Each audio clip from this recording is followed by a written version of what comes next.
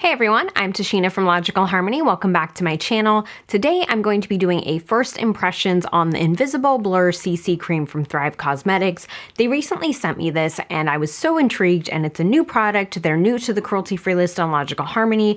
I've never used anything from them before, and since it was a new product and new to me, I thought that made it perfect to do a first impressions video of. I did also use their new Filtered Effects Soft Focus HD Setting Powder with this as well. They sent me these together along with a little sponge for the foundation and a brush for the powder. So you guys are gonna see the powder and the foundation in today's video. So if you wanna learn more about this, hear my thoughts on how it applied, and just see how it applied, just keep watching.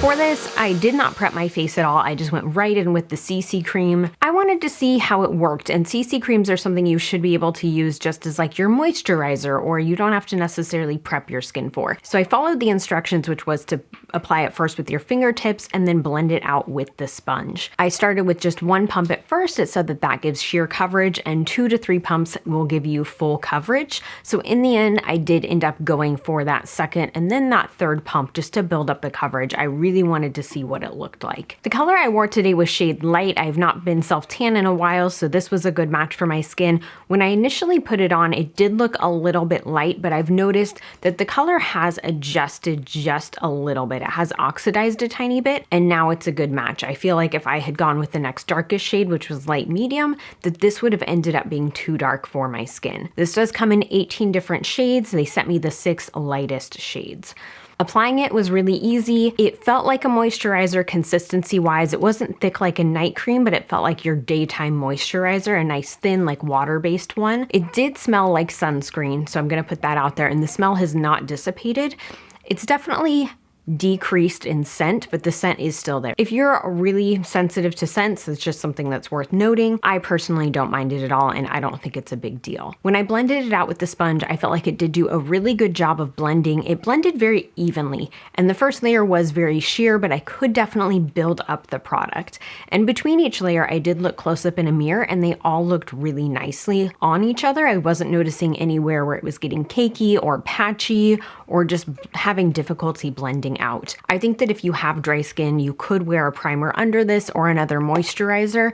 I don't think you need to though. My skin feels very nice and hydrated. For concealer, I used the Au Naturel Cream Stick Concealer in Buff. The reason that I picked this one is because 1, it works well with a lot of foundations, but 2, I've also found quite a few that it just does not play well with. And so because of that, I took a risky move and tested it on camera. I just wasn't sure how it would play with this foundation, and it actually played incredibly well. I'd say that next to the Au Naturel Stick Foundation, this one from Thrive Causemetics is like the next best combination for it. So it blended out really nicely with the foundation.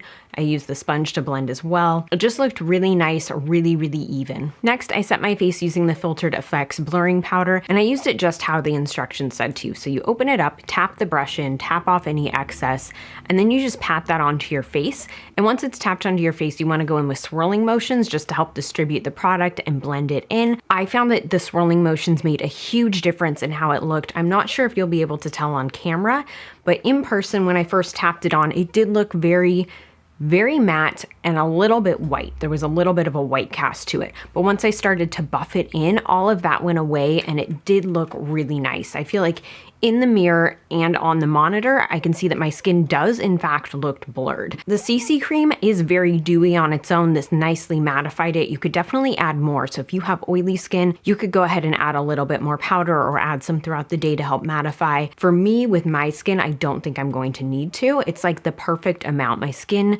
does not feel dry. It does not feel cakey. It honestly doesn't really feel like I have product on my face, just a moisturizer. It's very, very light. That buffing helped so much to blend. I feel like it helped blend the powder into the foundation in a much different way than your powders normally blend into them, if that makes sense. Like it was just very seamless, very, very smooth. They were definitely meant to go together, and you can tell that Thrive Causemetics really, really put a lot of thought into how these two would play with each other, and I really, really appreciate that. For bronzer today, I used Maya from Root. This is a pressed bronzer. I think it's really pretty. It's technically a blushing bronzer, so it is more on the pink side, and it's one you could use as a dual product if you wanted to. I think it went on really smoothly, and then I used the My Girl blush from Root as well. I did do a little bit of a heavy hand with that, so I went over everything with my sponge again and then a little bit with the brush, and it just blended really, really nicely, really well. I do feel like now that the CC cream has been on for a while, I probably could have skipped that. I do think it has absorbed some of that product.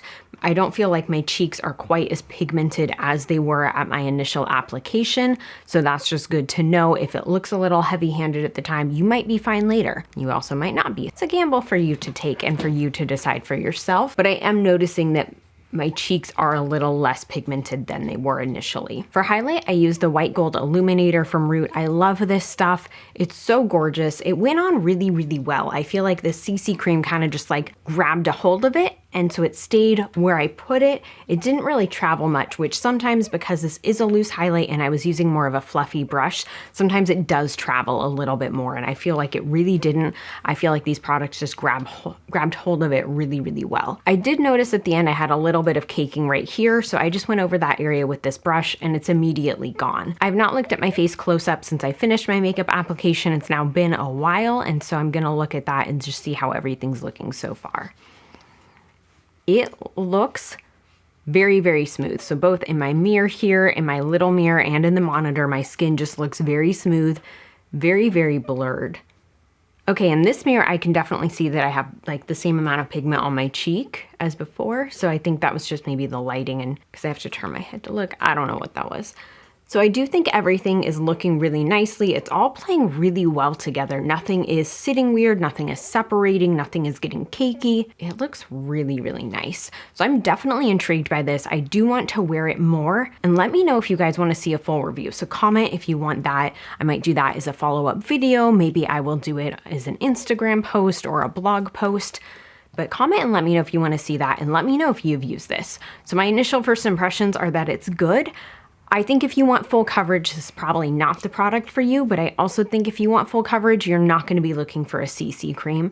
I did find that I didn't have to spot conceal on my face either, and that was helpful. I did have a couple little blemishes and red spots, and the CC cream covered it nicely on its own. I did not need to add concealer, so that is great. It just feels really nice. I am curious how this would work on someone with oily skin, so if you have oily skin and you've used this, comment. Let me know how it worked for you. Help out everyone else with oily skin watching. I know there's quite a lot of you. And if you just use the CC cream in general, comment, let me know how you felt about it, how it worked for you, and I'll see you guys next time.